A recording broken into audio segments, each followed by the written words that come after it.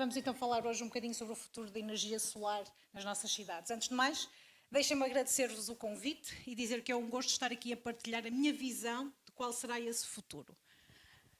E trago boas e más notícias. Vou começar pelas más. Vou começar pelas más porque eu acho que, felizmente ou infelizmente, a maior parte de vocês tem conhecimento disto que eu vou dizer. E o nosso planeta está literalmente a derreter. O ano de 2022 foi o ano mais quente desde que há o registro das temperaturas médias do planeta Terra. E pior, os últimos 9 anos foram os anos mais quentes. E por isso significa que o problema está a adensar-se. O problema é muito atual. Este aumento da temperatura média da Terra traz vários problemas e um deles é o aumento do nível das águas do oceano. E isto deve-se a 2 factos. Primeiro, porque o aumento da temperatura faz derreter os nossos glaciares e ao derreter os glaciares aumenta-se o volume de água líquida dos oceanos. E depois há uma própria expansão desse mesmo volume de água porque a temperatura é mais alta.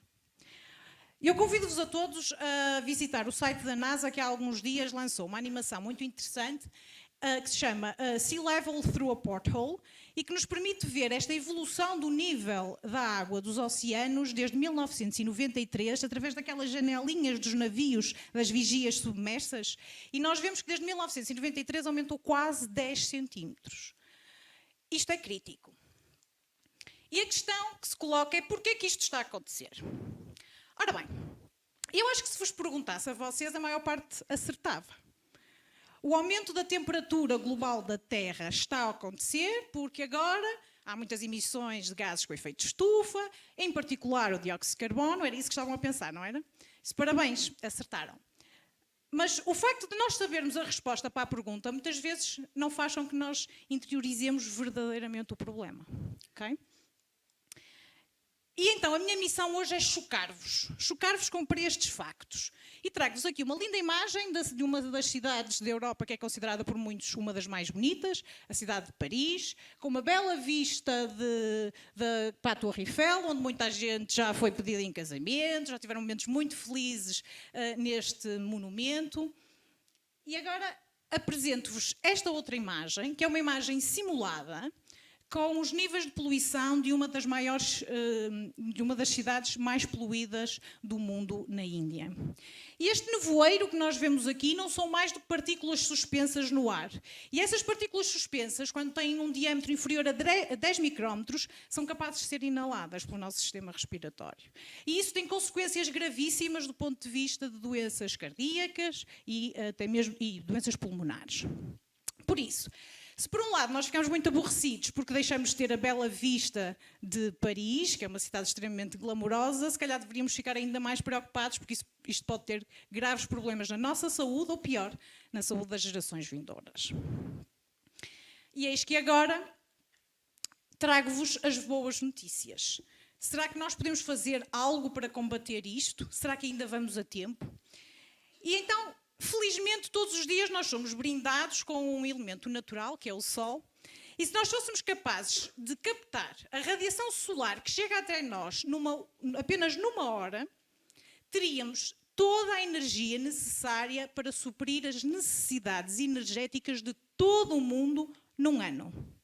1 hora de radiação solar, 1 ano inteiro de energia à borla. Ora bem, isto acontece...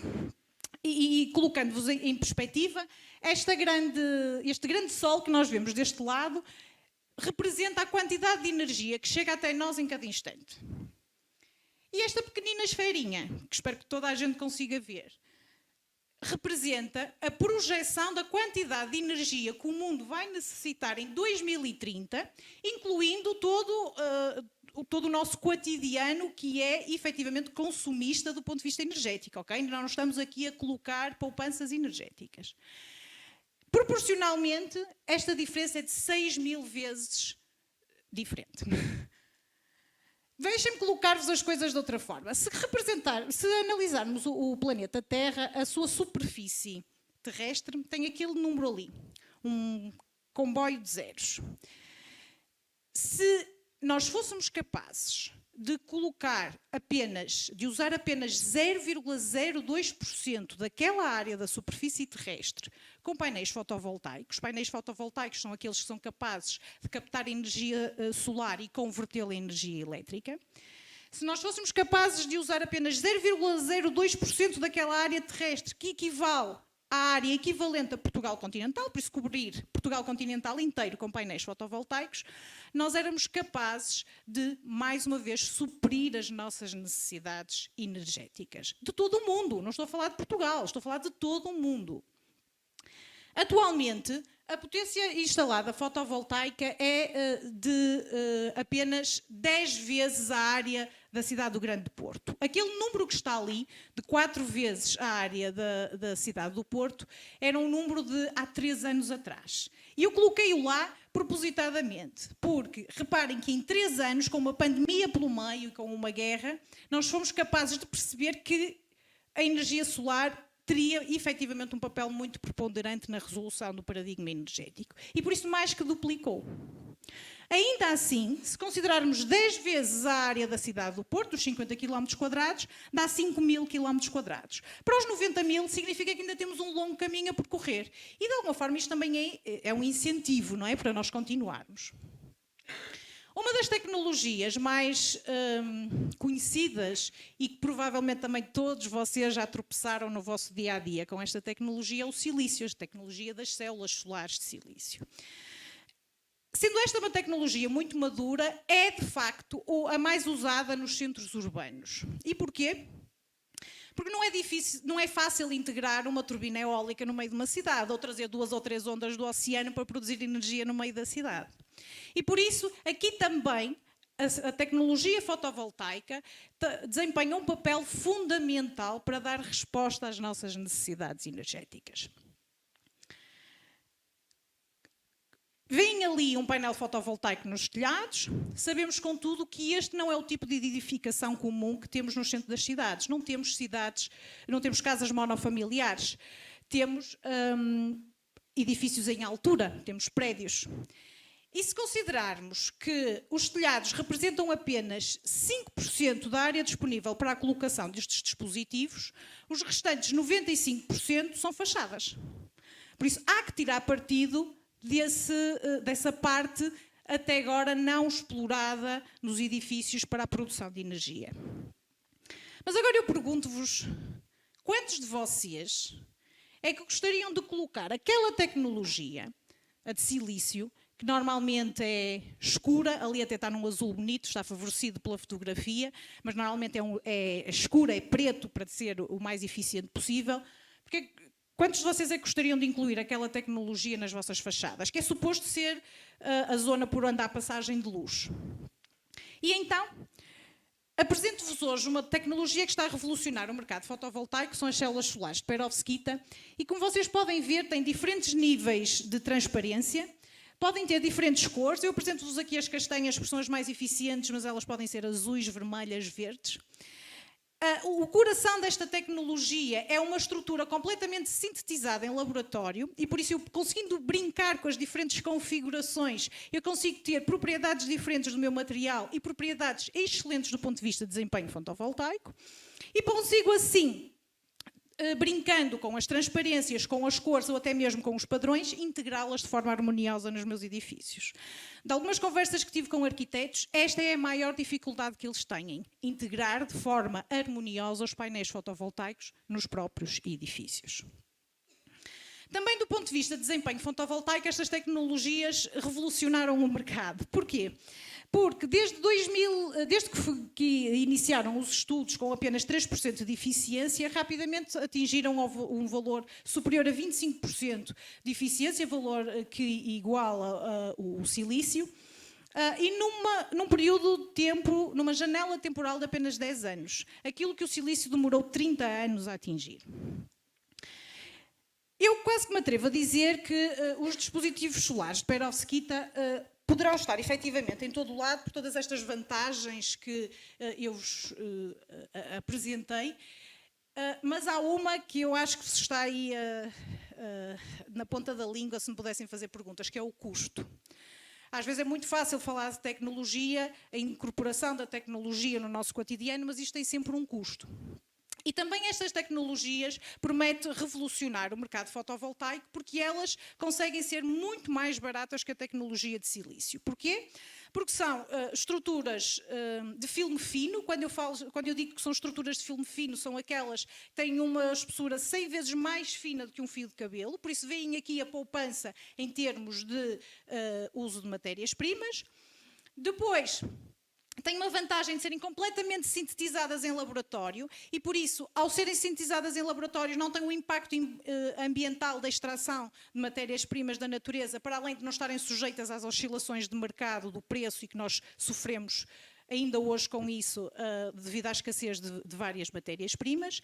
E depois têm uma grande vantagem de poderem ser impressas em dispositivos flexíveis, que lhes permite ser impressas em rolo, que do ponto de vista de logística de transporte facilita imenso. E podem assim ser utilizadas em locais remotos, de conflito armado ou até mesmo países em desenvolvimento. Depois, poderá ser usado como mobiliário urbano. De forma harmoniosa, poderíamos passar a ter paragens de autocarro com diferentes cores, onde poderíamos ter aqui ligação com outros sistemas tecnológicos, onde temos informação relativamente aos horários dos autocarros ou outro tipo de informações que sejam relevantes. Podem ser usadas em parques de estacionamento e que assim estaríamos a captar a radiação solar e ao mesmo tempo carregar o nosso veículo elétrico. Ou até mesmo em tudo aquilo que nós chamamos agora da Internet of Things e que estamos todos viciados nos nossos gadgets. Toda a gente tem telemóvel, toda a gente tem smartwatch, não conseguimos viver sem eles. E o caminho não passa por nós abdicarmos disso e não abdicarmos da tecnologia que nos dá conforto. O caminho passa por nós rentabilizarmos a sua utilização do ponto de vista energético. E por isso eu poderia estar neste momento aqui, nesta sala, a usar o meu telemóvel e ao mesmo tempo ele ser carregado através da luz artificial que nós temos aqui. Característica é esta que, por exemplo, o silício não consegue, porque o silício funciona muito bem quando está perfeitamente alinhado a 90 graus para captar toda a radiação solar do Sol. Pois bem, para terminar, qual é o nosso papel no meio disto tudo? Eu hoje não vos vim apresentar o santo grau da tecnologia que revoluciona e que soluciona o paradigma energético. Eu venho-vos apenas apresentar uma pequeníssima parte dessa tecnologia. Um passo que poderá ser dado para que todos nós possamos contribuir de uma forma positiva na mitigação do problema das alterações climáticas. A resolução do problema não passa por esta tecnologia. A resolução do problema passa pela integração desta com todas as outras tecnologias que estão a ser desenvolvidas atualmente. E o nosso papel passa por fazermos as escolhas certas, no momento certo, e que nos permita continuar a ter aquele conforto a que nós estamos habituados. Este é o nosso caminho e é a mensagem que eu vos quero deixar, que se nós soubermos decidir bem, o nosso planeta ainda terá um futuro. Muito obrigada.